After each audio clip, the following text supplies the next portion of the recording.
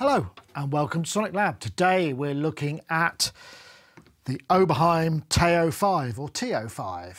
Those of you who are the eagle-eyed, maybe follower of sequential output, will realise this looks very similar to the Take-5, which was the last sequential synth I probably reviewed.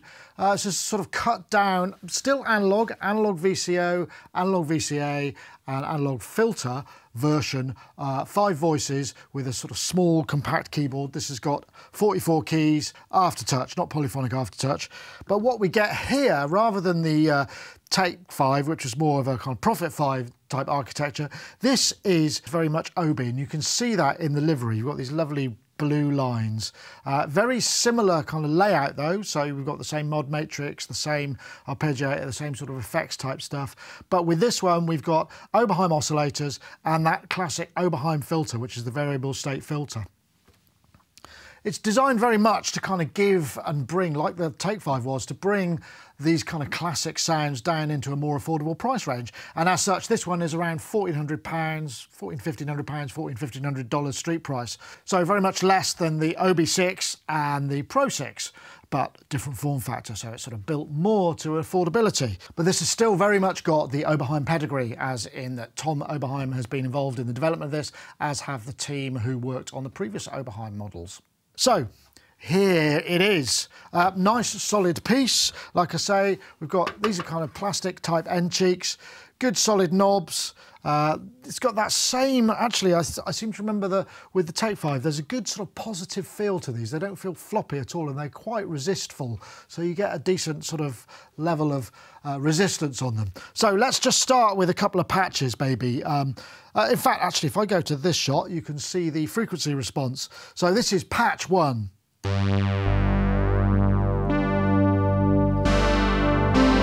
Remember, this is a 5-voice synth, so we're not going to get the same level of polyphony, but it's enough for a triad and an octave, or 4-note chord and an octave.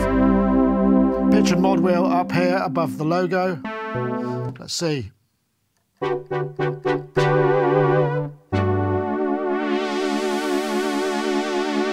can instantly hear we've got that kind of classic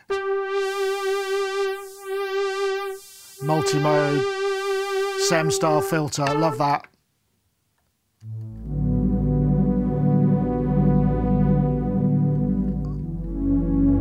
Nice wide sound.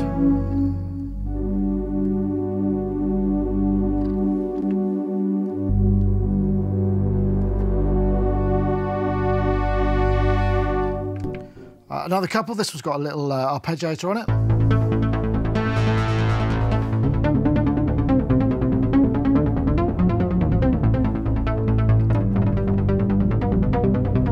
Two effects, obviously we've got syncable delay.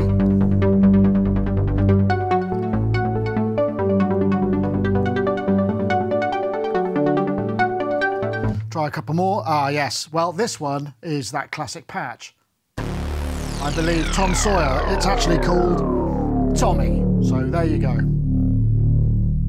Right, so that gives you a flavour of it, and as you can immediately hear, we've got that kind of, that sound, that Oberheim sound, which if you're not familiar, if you've not used an Oberheim, but you're into synthesizers, you will probably have heard that sonic imprint before, because it's got a very specific sound. That filter it's a 2-pole filter, but it's just got a very specific kind of sound. We get all sorts of interesting phasey nooks and crannies. So let's take a look at the oscillators. Before I do that, let's just get the close-up in. I want to show you a little trick. Pressing global and basic program just brings up a nice simple patch, 2 saw teeths into the filter with just one switched on in this case. So oscillators are very similar to the TEO-5, except they've got switchable waveforms. So starting with the triangle, bring a bit of extra drive there just to get some more level.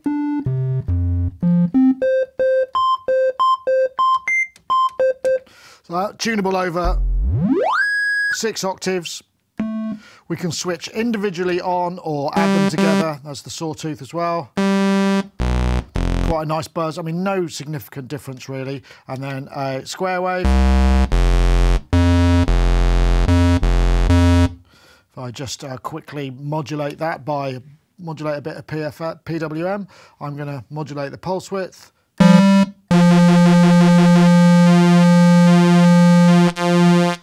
got through zero.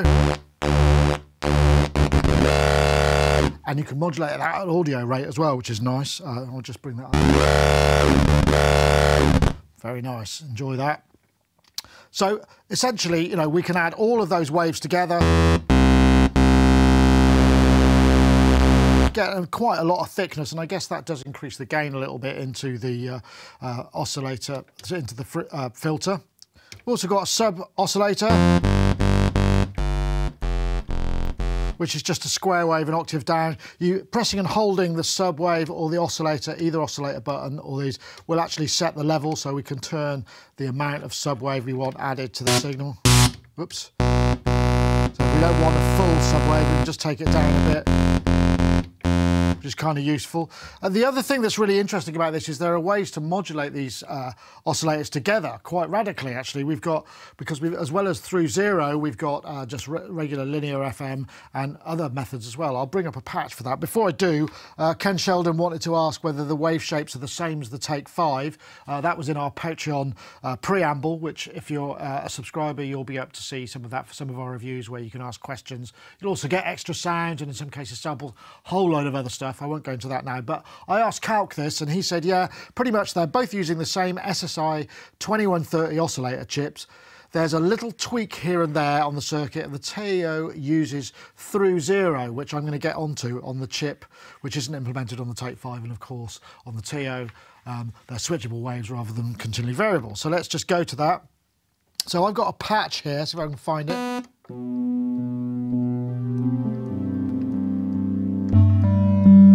Yeah, I think this was it.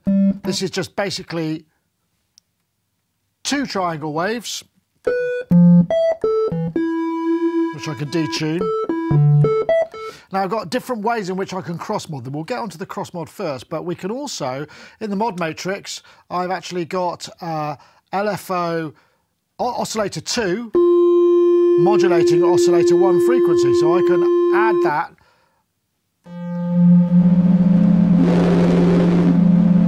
Oops, I've set it to noise, haven't I?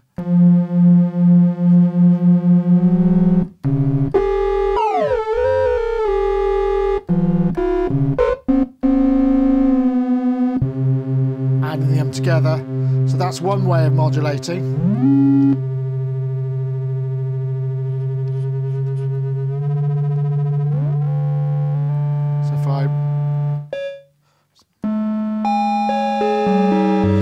One mod FM method.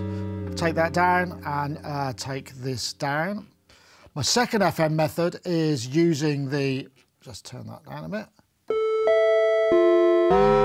is using LFO1, which goes into audio rates. And I can use various different waveforms. I'm just using a triangle wave here. But I'm also mapping the note number to the LFO, so it sort of tracks the pitch.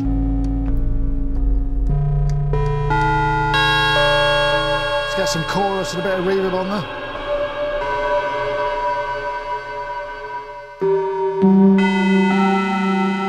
Clangorous bell-like sounds.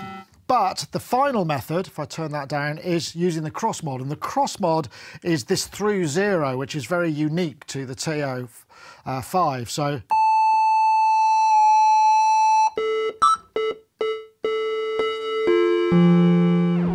the thing that I find quite interesting about this, let's go to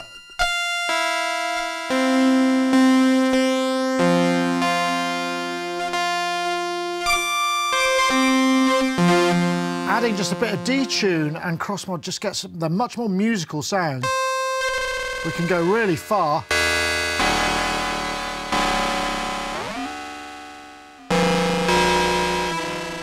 But we can also get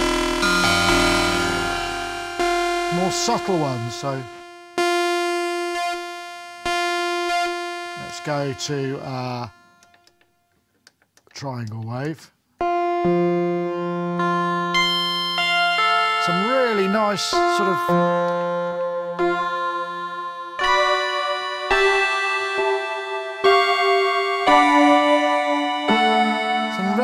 sort of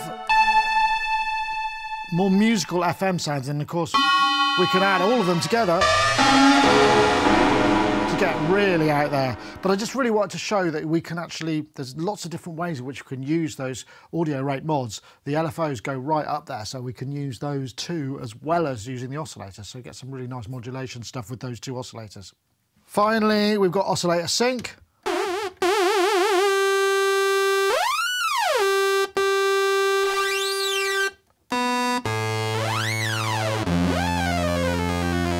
Which sounds good on a square.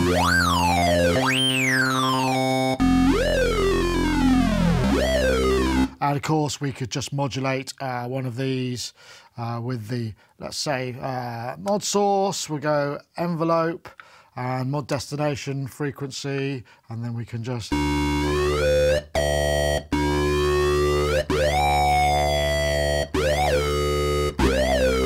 quite hard. I know there's filter mouth, but is there such a thing as sync mouth? Because I find myself going as well. Anyway, there's a new thing for you.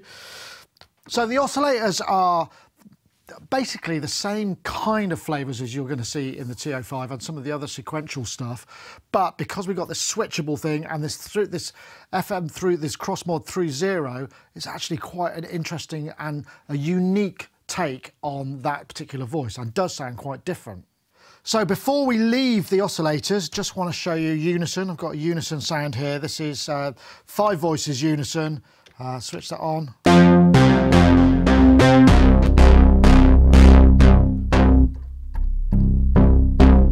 I'm using the overdrive here to get that extra burn. So it's nice and beefy. Let's just check. We can say, oh, we haven't got any Unison detune. We can get quite far. And also we can set the number of voices we want that Unison to go, but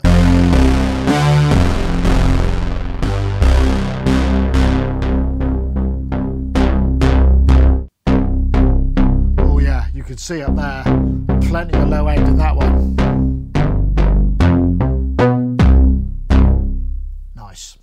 Really though, the heart of this thing is the filter. You know, the filter is such a kind of iconic sound and contributory factor to the sound of the Oberheim, and that's what we've got here. This is the SEM filter with the state variable filter. So if I just again go to get a basic program, let's just have, whoops.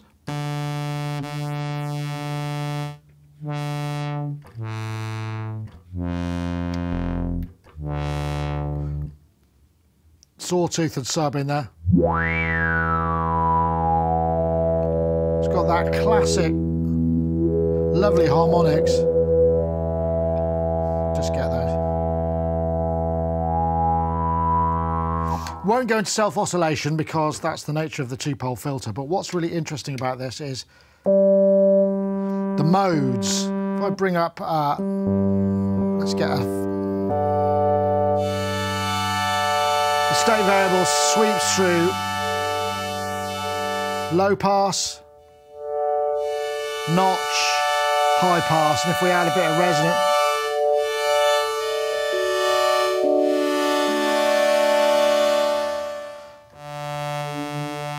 such a specific sound.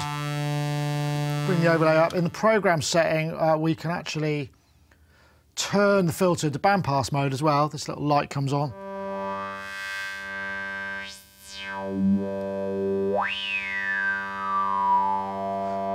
And then we sweep through low pass, band pass, and high pass.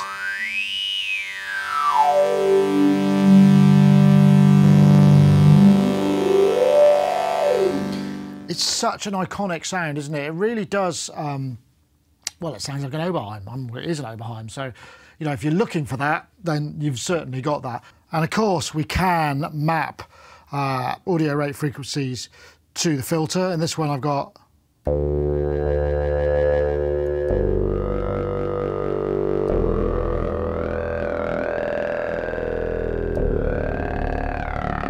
oscillator 2 mapped to the filter rate, getting a little bit of talking vibe going on.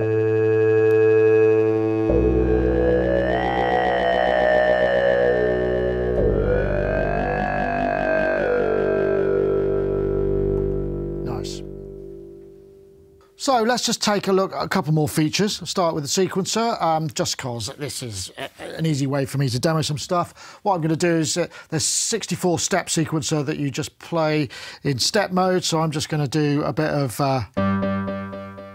rest.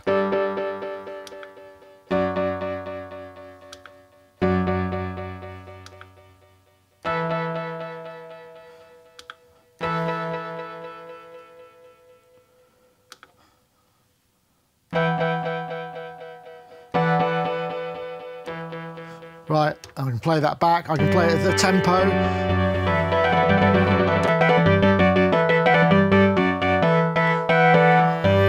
Got clock division. I'm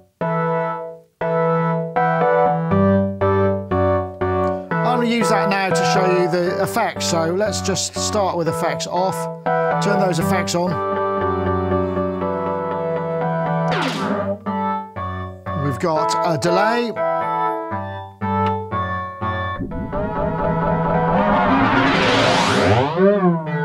We can modulate these, which is kind of interesting. Bucket brigade, take 1, take 2, chorus.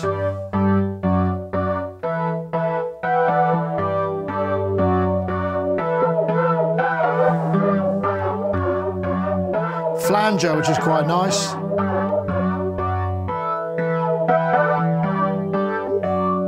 Phaser, actually the phaser is kind of interesting. This is modelled on one of Tom's early phaser pedals.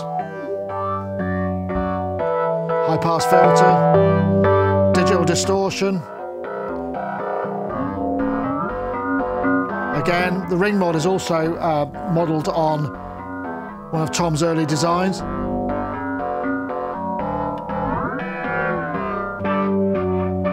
It's quite nice, the rotary speaker.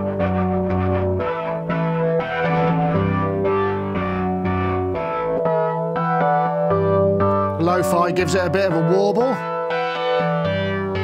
I'll take that off, and then we've got the reverb.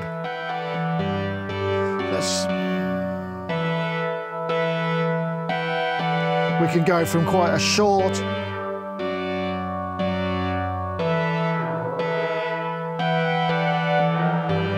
One thing that's kind of interesting is we could actually, let's do this, we'll go destination, we'll go to pre-delay, and we'll just bring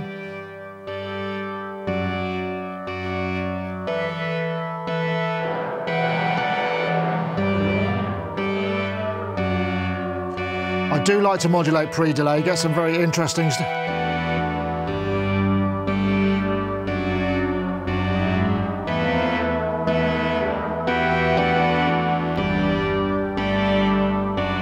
Get the size up.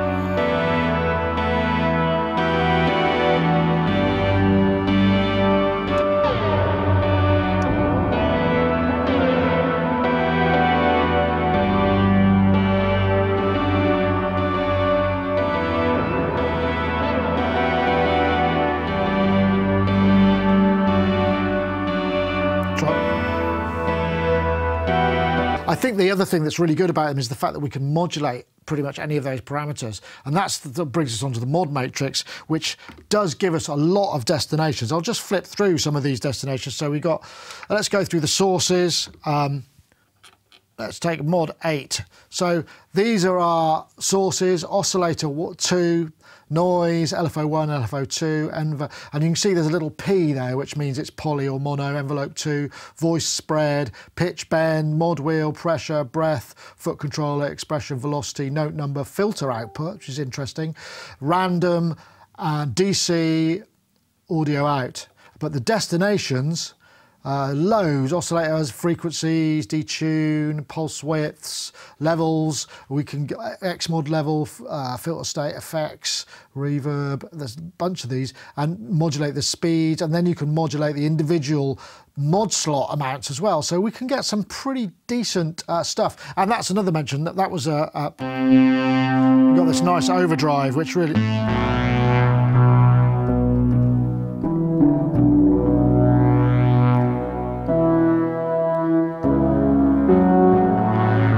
This is a digital overdrive, I think. and it just adds a nice bit of extra burn. So with all of these things being kind of accessible, there's quite a lot of modulation fun to be had with the synthesizer, and what it lacks in perhaps polyphony, it certainly makes up for in routing and modulation options.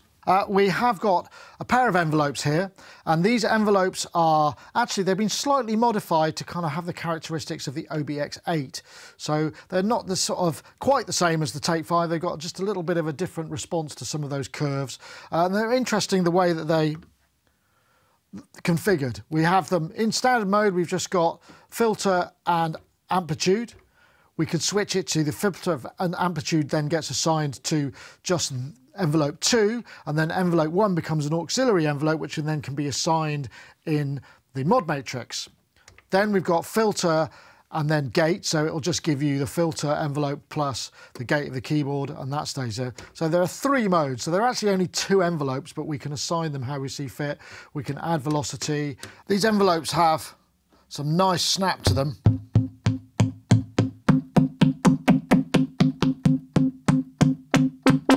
And whip, and we've also got the opportunity to, if we scroll through, we can set the envelope repeat, so we get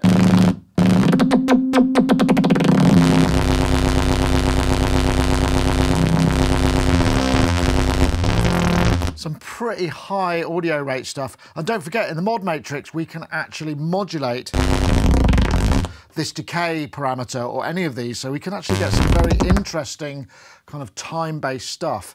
Just coming up to the LFOs, let's get a destination to cut off.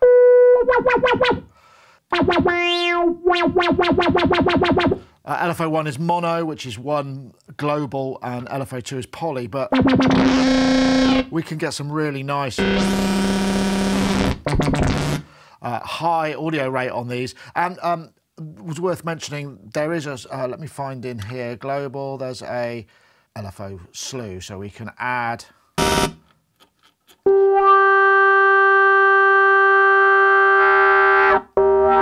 a fade into that, which again, for talking filters, actually quite nice, but they won't do single cycle. Obviously we can synchronize these to the global BPM. One nice little touch in this program is we're throwing the voices sort of randomly left and right, and what I've done there is I've set the voice spread parameter to panning, so each consecutive trigger will throw it in a sort of random panning, and it means that we can have quite wide sounding pads. The only thing I would say is it would be really nice if we could have had individual oscillator panning, because if you could pan oscillators left and right, then you just get a bit more kind of width on a single voice. And it's a bit more controllable. But I think that's just the, you know, it's the same in the TEO, it's the same in the OB, it's the same in the Pro 6 as well. They all have a similar kind of limitation in terms of individual oscillator panning. So I think what I'll do now is just play through a selection of patches, give you a kind of idea of the spread of sounds that this is capable of, because there are a lot of really nice sweet spots in it. Here's a nice little lead sound.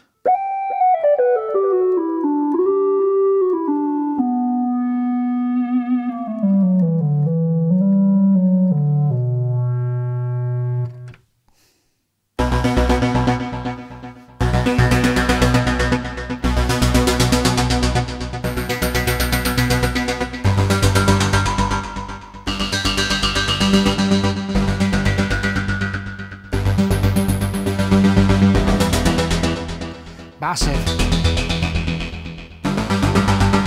Using the arpeggiator.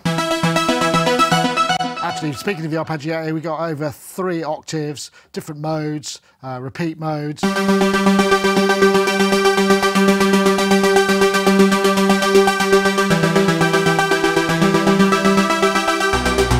again, we can use the beat division.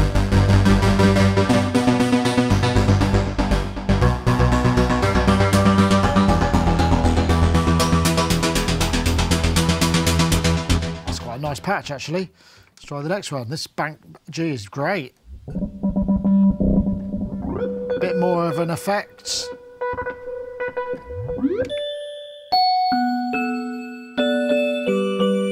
Sort of music box. And also I should mention it's got the same low split thing, because we've got a short keyboard. We've got this low split thing, which basically if we put in an octave below, that drops this section of the keyboard an octave down, or 2 octaves down. Means that we can play sort of high notes and get some really low stuff. And if we want to set the split point, press and hold them together, and we could change the split to here. So just a nice little extra feature, a way to utilise that shorter keyboard length.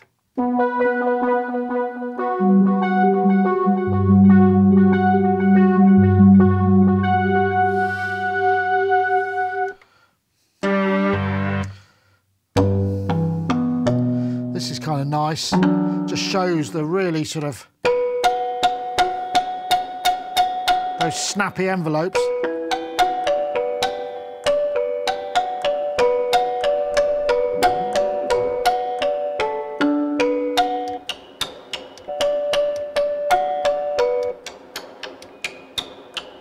Very high harmonic there. Interesting.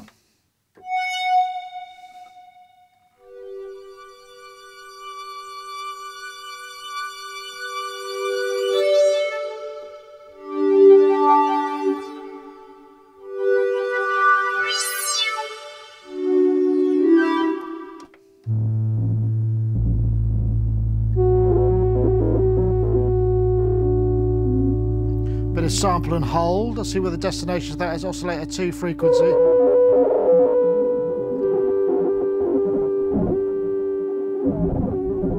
With a touch of Xmod. See what else we've got going on that mod matrix.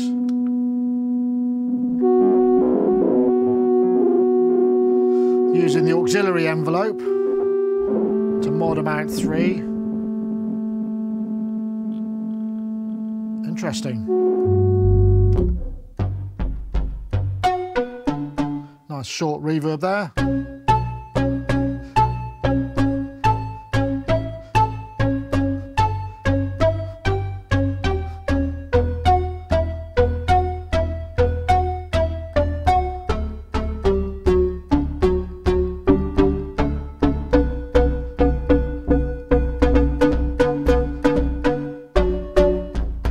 Using the octave split.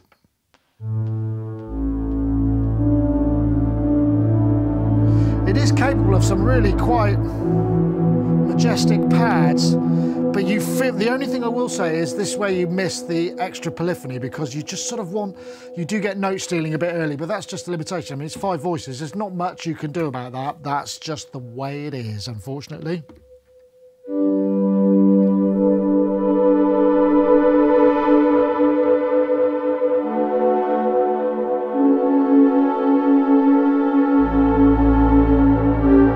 Obviously a lot of reverb on this.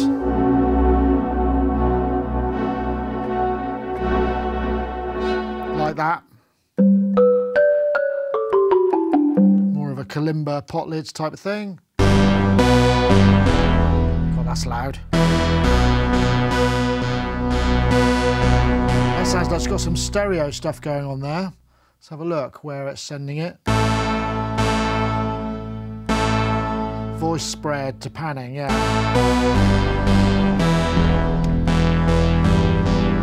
That works nicely in unison mode actually, because we get more of a kind of sense of stereo width.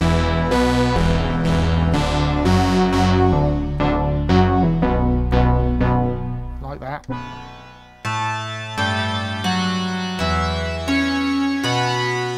Let's try some lower banks. Get into bank 2.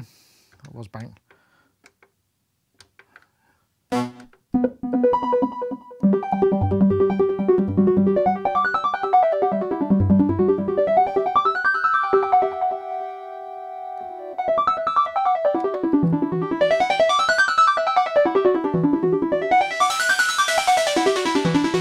It's bringing in some noise.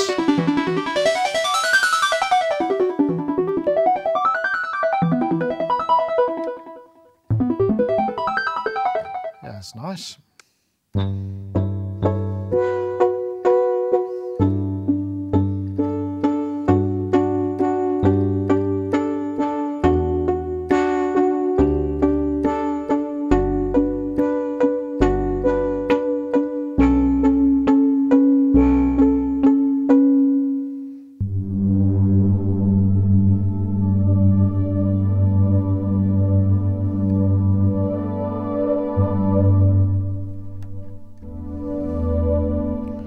aftertouch just to provide a bit of swell.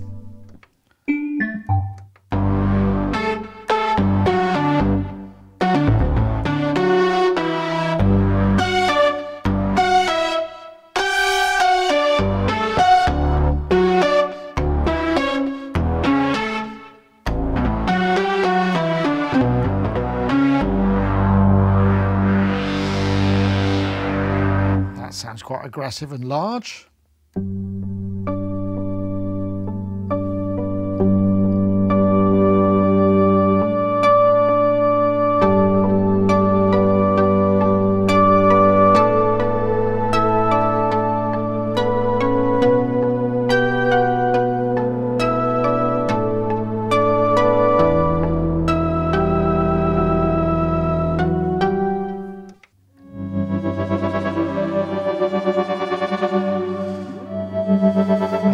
Must have some cross mod here, looking at that.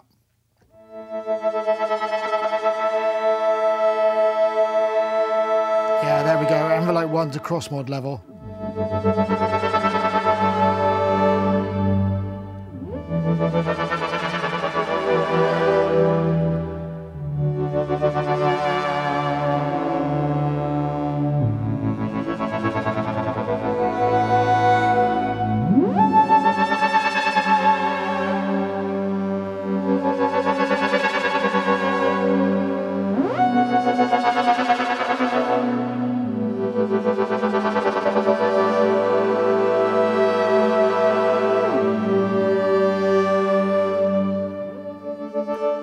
Lovely, like that one. Even though we've only got 5 voices, there's some lovely pad sounds in here.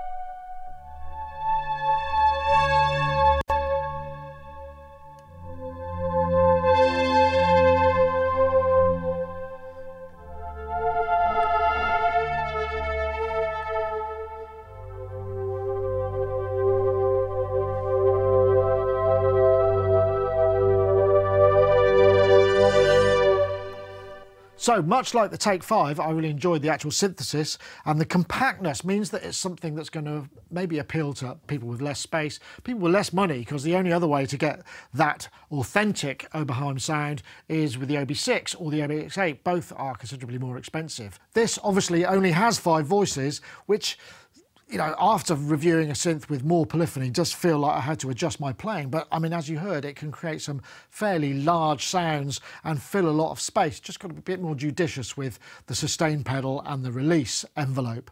But overall, I think this is a really nice instrument. It's about $14.50 UK / $14.99 US dollars. So it's in the same sort of price bracket, and it does represent a reasonable value for money. Obviously, there is an elephant in the room. I can't not mention it. That's the Behringer UB-XA, which doesn't have effects but has 16 voices and poly aftertouch. I haven't tried that, so I can't tell you how authentic or not it is.